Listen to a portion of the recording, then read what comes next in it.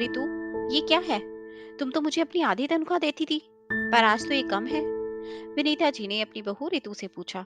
रितु शादी से पहले ही नौकरी करती थी और शादी के बाद वो अपनी आधी सैलरी अपनी सासू माँ को घर खर्च के लिए देती थी।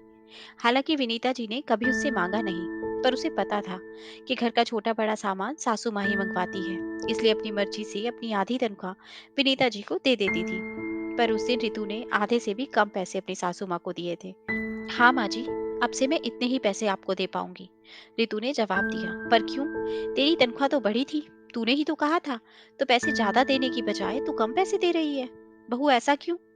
वो क्या है ना माँ जी, मेरी तनख्वाह के साथ साथ मेरा परिवार भी बढ़ गया है।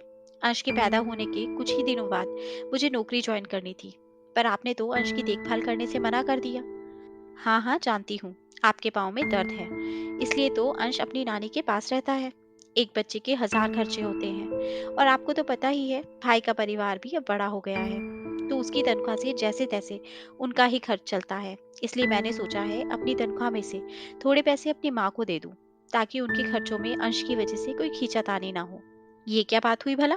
मेरे पोते को कुछ दिनों के लिए क्या रख लिया तो अब उसके पैसे भी चाहिए समधन जी को? क्या अंश उनका नाती नहीं है? और यहाँ जो घर पर रहकर तुम्हारे आने तक मैं घर संभालती हूँ, उसका कोई मोल नहीं है? क्या तुम इस घर में नहीं रहती हो? ये बचे हुए पैसे भी अपनी माँ को दे दो, और कल से तुम भी वहीं रहो। ना तुम इस घर में रहोगी, ना तुम्हें कोई पैसे देने पड़ेंगे। विनीता जी ने मुंह बनाते हुए अपना निर्णय सुना दिया। ये क्या कह रही हैं आप माँ जी? सासू माँ, ये घर मेरा भी है, मैं कोई भाड़ेदार नहीं हूँ जो किराया देकर रहूंगी। ये मेरा भी घर है माँ जी, और मेरा पति भी तो कमाता है। और क्या उसके पैसे इस घर को चलाने में कोई मदद नहीं करते? रितु बोली। सुन रितु, तेरा पति पहले मेरा बेटा है, और वो अपने माँ बाप के लिए कमाता है। आज आने दे अखिल को, सब साफ साफ पता चल जाएगा। रितु बिना बात बढ़ाए अपने कमरे में चली गई। शाम को जब अखिल ऑफिस से आया तो विनीता जी दोपहर का किस्सा लेकर शुरू हो गई। लगभग रुआंसी होकर बोली, देख बेटा, रितु का कहना है कि तू उसके लिए कमाता है और हम इसमें फालतू की रोटी खाते हैं। अब तू ही बता, कौन सी बेटी शादी के बाद अपनी माँ को अपनी तनख्वाह देती है, वो भी सास के होते हुए? बस यही पूछ लिया हमने, तो पता नहीं क्या क्या सुना दिया रितु ने हमें तो। विनीता जी ने दो की चार अखिल से लगा दी। अखिल ने रितु को आवाज लगाई और बोला, रितु, तुमने इतनी सी तनख्वाह माँ को क्यों दी? ये सुनते ही सासू माँ बोल पड़ी, हाँ बेटा, मैंने भी तो यही कहा था इससे। और फिर मंद मंद मुस्कुराने लगी। आगे अखिल बोला, रितु, तुम्हें अपनी पूरी तनख्वाह अपनी माँ को दे देनी चाहिए। यहाँ अपने माँ बाप और तुम्हारे लिए मैं कमाता हूँ ना, और मैं इतना तो कमा ही लेता हूँ कि तुम सबकी जिम्मेदारी उठा सकूं। ये सुनते ही विनीता जी के चेहरे के रंग उड़ गए। अखिल अपनी बात को जारी रखते हुए बोला, याद है माँ, जब शुभी दीदी की बेटी प्रिया हुई थी, कुछ दिनों बाद शुभी दीदी और जीजा जी ऑफिस जाने लगे थे, तो दीदी प्रिया को आपके पास छोड़ गई थी, और आप प्रिया को रखने के लिए एक बार में ही मान गई थी। और जब अपने पोते की बारी आई तो आपने अपना पल्ला झाड़ लिया। रितु की माँ नहीं होती तो शायद आज रितु नौकरी ही नहीं कर रही होती। और हाँ, शुभी दीदी तो आपको कोई खर्चा भी नहीं दे रही थी, पर आपको कभी बुरा नहीं लगा। रितु तो शुरुआत से आपको बिना मांगे ही अपनी मर्जी से घर खर्चों में मदद करती रही है।